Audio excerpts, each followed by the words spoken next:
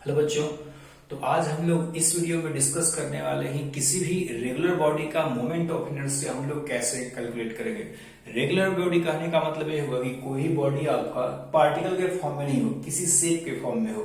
For example आप sphere ले सकते हैं, रॉड ले सकते हैं, आप रिंग ले सकते हैं, डिस्क ले सकते हैं, सारे रेगुलर बॉडी हो गए, राइट। ये पार्टिकल फॉर्म में नहीं है बल्कि क्या है, बॉडी फॉर्म में, होल बॉडी फॉर्म में है। देखिए, तो इन लोगों में मोमेंट ऑफ इनर्शिया कैलकुलेट करने में दिक्कत ये आता है कि अगर हम लोग का पार्टिकल हुआ करता था, अगर हम लोग का एक छोटा सा पार्टिकल हुआ करता था तो हम लोग सिंपली लिख दिया करते थे कि एम आर स्क्वायर। जो मोमेंट ऑफ इनर्शिया होता था क्या होता था आपका, एम आर स्क्वायर, क्योंकि ये आर क्या हो गया, डिस्टेंस हो गया। तो एक छोटा सा पार्टिकल है। अब यहां पर यह कि इस बॉडी में, इस बॉडी का अगर मास देखें तो mass throughout the volume distributed है। अगर मास आपका throughout the volume distributed है तो हर छोटे छोटे मास का डिस्टेंस क्या है, अलग अलग है। हर छोटे छोटे मास का अगर डिस्टेंस आपका अलग अलग है तो आप डायरेक्टली इसको एम आर स्क्वायर नहीं लिख सकते हैं। इसका moment of inertia directly M R square नहीं लिख सकते हैं। हाँ, एक बात मैं और आपको इंपॉर्टेंट बात बता दूं कि बहुत लोग बोलते क्या है कि अभी हम लोगों ने तुरंत सेंटर ऑफ मास फिनिश किया है तो सोचते क्या है कि सर क्यों ना हम लोग ऐसा करते हैं कि सेंटर ऑफ मास के केस में हम लोग इंटायर मास को अगर हम लोग सेंटर पे माना करते हैं तो हम लोग को अगर इसका मोमेंट ऑफ इनर्शिया निकालना हो, हम लोग को इसका मोमेंट ऑफ इनर्शिया निकालना हो तो हम डायरेक्टली क्या लिया करेंगे, आरसीएम।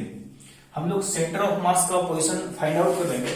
हम लोग सेंटर ऑफ मास का आपका पोजीशन फाइंड आउट कर लेंगे और सेंटर ऑफ मास का पोजीशन फाइंड आउट करने के बाद डायरेक्ट क्या लिया करेंगे, सेंटर ऑफ मास का position and M RCM square. तो मैं बता दूं कि ये तरीका यहां पर वैलिड नहीं होता है।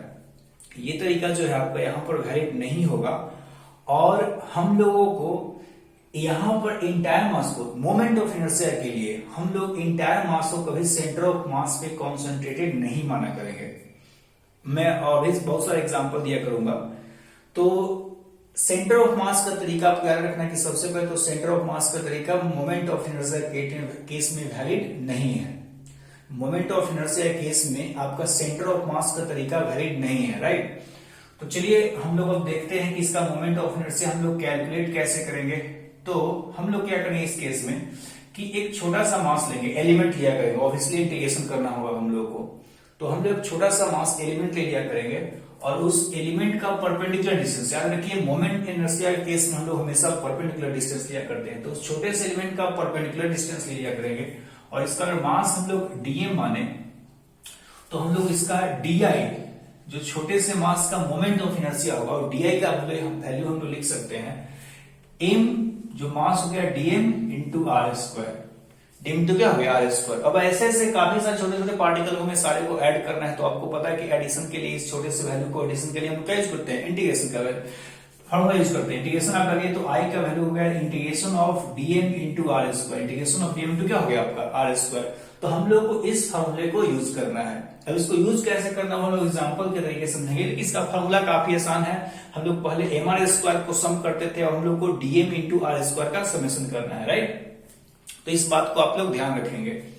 चलिए अब हम लोग बात करते हैं, एग्जाम्पल लिया करते हैं और एग्जाम्पल हम लोग वही लेंगे जो कि काफी ज्यादा इंपॉर्टेंट हो। तो आपको निकालना है एक रॉड का moment of inertia about it's and. एक रॉड का मोमेंट ऑफ इनर्शिया जिसका मास m और लेंथ l हो, तो इस रॉड का मोमेंट ऑफ इनर्शिया एक ऐसे एक्सिस के अबाउट जो कि इसके एंड से पास हो रहे हैं। मतलब हम लोग इमेजिन कर सकते हैं ये आपका रॉड हो गया, ये आपका क्या हो चुका है, रॉड हो चुका है, और रॉड को हम लोग ऐसे इस एंड के अबाउट ऐसे घुमा रहे हैं, राइट। तो ये आपका एक्स रोटेशन हो गया, इसके अराउंड ऐसे ऐसे आपका घूम रहा है। तो ऐसे ऐसे रॉड घूम रहा है तो उस केस में हम लोग का मोमेंट ऑफ इनर्शिया रॉड का कितना होगा, रोटेशनल इनर्शिया आपका रॉड का कितना होगा, हम लोग को ये निकालना है। तो देखिए अब यहाँ पर दिक्कत यही है, कोई अगर सेंटर ऑफ मास का तरीका यूज करेगा तो बोलेगा कि सेंटर ऑफ मास आपका कितने डिस्टेंस पे है, l/2 डिस्टेंस पे। तो वो क्या बोलेगा कि सर क्यों ना ऐसा करते हैं कि m इंटू l/2 का स्क्वायर, एम आर स्क्वायर। क्योंकि हम लोग पूरे मास को सेंटर ऑफ मास पे कॉन्सेंट्रेटेड मान सकते हैं, लेकिन मैं बता चुका हूं यहाँ पर कि मोमेंट ऑफ इनर्शिया केस में सेंटर ऑफ मास का तरीका वैलिड नहीं होता है। हम लोग का सेंटर ऑफ मास एक ऐसा तरीका है जिससे हम लोग बहुत जगह यूज करते हैं शॉर्टकट में, जैसे कि आपको पोटेंशियल एनर्जी कैलकुलेट करना हो, काइनेटिक एनर्जी कैलकुलेट करना हो। लेकिन इस केस में सेंटर ऑफ मास का तरीका वैलिड नहीं होगा, तो इस बात को ध्यान रखेंगे। चलिए तो हम लोग क्या करते हैं यहाँ पर कि आपको तो पता है कि रेगुलर बॉडी है, मास जो है थ्रू आउट द लेंथ आपका डिस्ट्रीब्यूटेड है। तो अगर आपका mass throughout the length distributed है तो आप ऐसा नहीं बोल सकते हैं डायरेक्ट mr², क्योंकि हर छोटे छोटे मास का डिस्टेंस क्या होते जा रहा है, अलग अलग होते जा रहा है। तो अगर हर छोटे छोटे मास का डिस्टेंस अलग अलग है तो मैं क्या करूंगा कि इसी तरीके से एक छोटा सा मास ले लूंगा, इस सेक्शन को ले लूंगा मैं, इसका डिस्टेंस सपोज कीजिए x है और इसका लेंथ में लेता हूं dx। x डिस्टेंस पे क्या लेता हूं dx, आपको धीरे धीरे इसको रिवाइज करना होगा। तो x डिस्टेंस पे dx एलिमेंट ले लेता हूं मैं और इसका मोमेंट ऑफ इनर्शिया लिख दिया जाता है। और इसका मोमेंट ऑफ इनर्शिया लिखने के बाद मैं क्या करूंगा, इसको ऐसे ऐसे काफी सारे पॉइंट्स मासेज होंगे और सारे को मेरे को ऐड करना होगा। तो एडिशन के लिए तो आपको पता है इंटीग्रेशन, तो अगर मेरे को i निकालना हो तो i का जो वैल्यू सबको पता है यहाँ पर कि dm इंटू r²। r जो होता है एक्सिस ऑफ रोटेशन से डिस्टेंस होता है। तो यहां पर जो छोटे से मास का dm का डिस्टेंस है x। अब मेरे को इस dm को वैल्यू कैलकुलेट करना है, इस वैल्यू dm का वैल्यू कैलकुलेट करना है। तो मैं करूंगा कि dm का वैल्यू कैलकुलेट करने के लिए मैं ऐसा तरीका यूज करूंगा। अब देखिए dm इतने लेंथ का मास है, dm जो है बस इतने लेंथ का मास है। तो अगर इतने लेंथ का आपका मास है तो मैं करूंगा कि पूरे लेंथ का मास है m।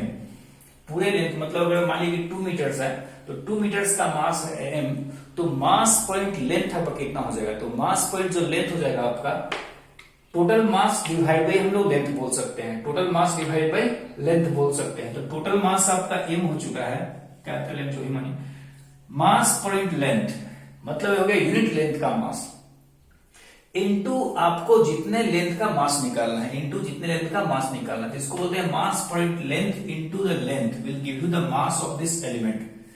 Mass point length into the length ये आपको क्या देगा, इस छोटे से एलिमेंट का मास दे देगा, राइट। इस छोटे से एलिमेंट का क्या देगा, आपका मास दे देगा। हम लोग डीएम का वैल्यू यहां पर पुट कर देंगे, आपका हो जाएगा डीएम का जो वैल्यू हो चुका है m बाई एल, आर का वैल्यू हो चुका है, sorry m by L into dx और r का वैल्यू है x²। अब देखिए ऐसे ऐसे एलिमेंट्स कहां से कहां तक है, तो हम लोग बोल सकते हैं कि this element will follow from, हम लोग का जो एलिमेंट होगा x इक्वल टू 0 से x इक्वल टू l तक। और हम लोग को सारे को ऐड करना हो तो x इक्वल टू 0 से क्या करेंगे, x इक्वल टू l तक कर देंगे, राइट। तो integrating from x equal to 0 to l, ये आपका जो आ जाएगा, हम लोग इसको यहां लिख रहे हैं, तो ये जो आपका जाएगा m बाई एल को आप कॉमन लीजिए, हो जाएगा x² dx इंटीग्रेटिंग 0 से l तक इंटीग्रेट करना है, राइट। इसका वैल्यू हम लोग बोल सकते हैं यहां पर, इसका वैल्यू हम लोग यहां पर बोल सकते हैं कितना आ जाएगा, m बाई एल, x का इंटीग्रेशन हो जाएगा x² का x³/3 0l। तो आप लिमिट पुट करें तो l का वैल्यू l³ हो जाएगा और 0 का वैल्यू 0 हो जाएगा। तो आपका फाइनली हो चुका है m by L into l³/3, it means ml²/3। ये कितना रहेगा, ml²/3। तो आपका जो मोमेंट ऑफ इनर्शिया यहां पर हो चुका है रॉड का एंड के अबाउट I का वैल्यू ml²/3। इस वैल्यू को याद किए रहना है, इस वैल्यू को याद किए रहना है, क्योंकि जिस तरह से हम लोग न्यूटन्स लॉ में पढ़ा करते थे F is equal to m में, उस तरीके से मोमेंट ऑफ इनर्शिया m के जगह पे यहां पर क्या यूज होने वाला है, मोमेंट ऑफ इनर्शिया। इस रोटेशनल टॉपिक में m के जगह पे क्या यूज होने वाला है, मोमेंट ऑफ इनर्शिया।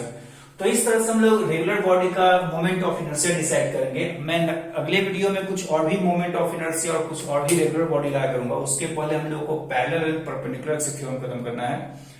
तो तब तक के लिए बाय बाय। नेक्स्ट वीडियो में मैं पैरेलल और परपेंडिकुलर डिस्कस करूंगा और साथ ही साथ कुछ और भी बॉडीज का एप्लीकेशन देखूंगा कि हम लोग किसी भी, जैसे कि यहाँ इस पॉइंट का आउट हम लोग को मोमेंट ऑफ इनर्शिया पता है, इसको इसके आउट कैसे निकालेंगे, सेंटर ऑफ मास को आउट कैसे निकालेंगे वगैरह जो भी हो। तो तब तक के लिए thank you and bye bye.